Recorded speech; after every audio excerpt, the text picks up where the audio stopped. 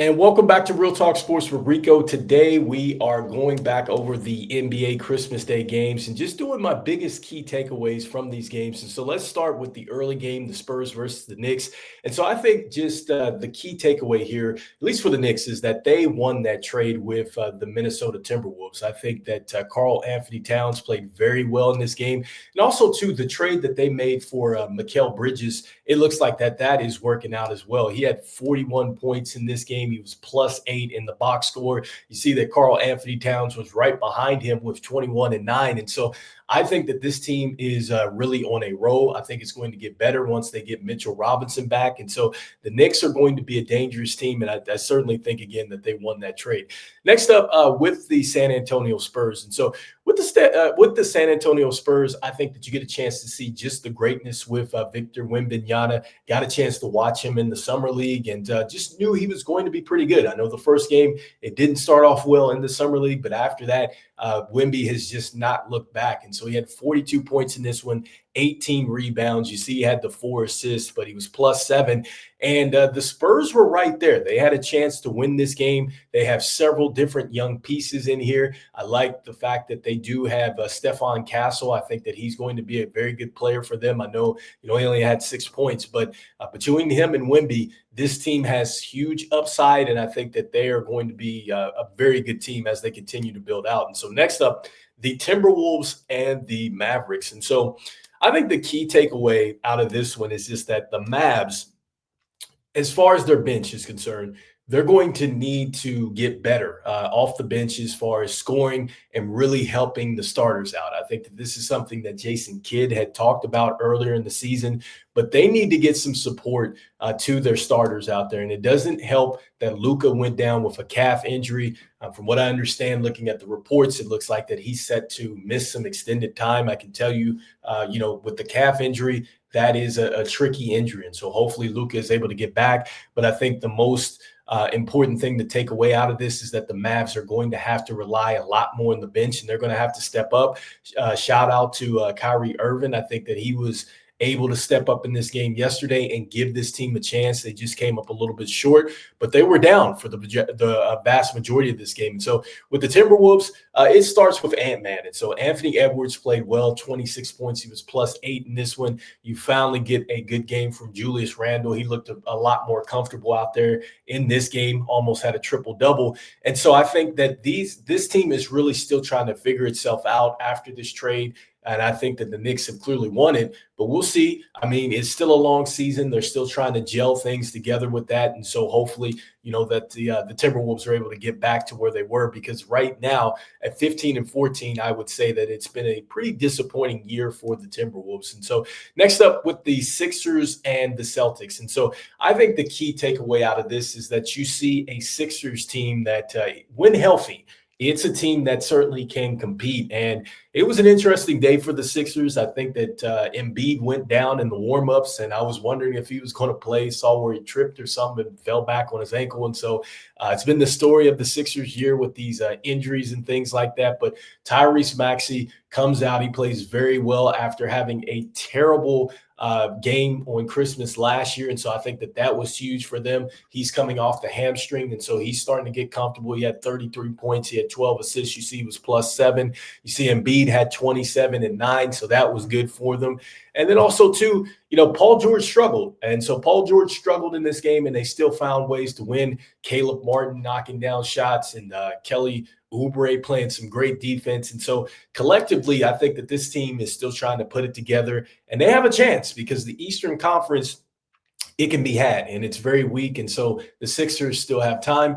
With the Celtics, look, the Celtics are going to be there. This was a game where they just didn't come out well. They were down most of the game. They lacked aggressiveness, as far as, or being aggressive, I should say, as far as going to the basket. And that's something that they need to get better at the start of the game, because they got off to a slow start. And once they started to get aggressive, that's when the game changed, because Jaylen Brown just wasn't getting downhill enough. And then they were just kind of picking their spots. And I think the key takeaway out of this is that Porzingis goes down. So I think he twisted his ankle or re-hurt the ankle that he had got the surgery on. Haven't seen any reports on it just yet, but something to really monitor with the Celtics, because I think that Porzingis has really been a difference maker when he's in the lineup, and he's going to be a difference maker if he's off the floor too as well. So next up, going into the Warriors and the Lakers game, I think that this was probably one of the better games of the day.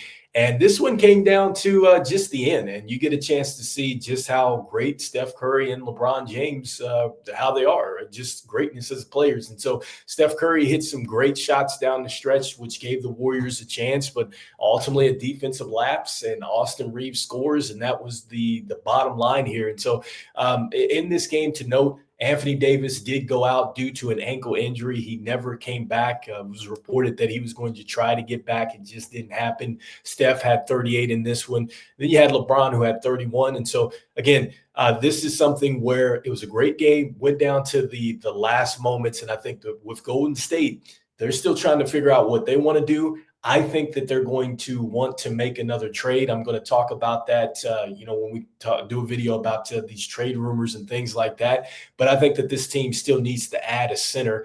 And then with the Lakers, they still need to add something too as well. Not sure that they're going to shake it up.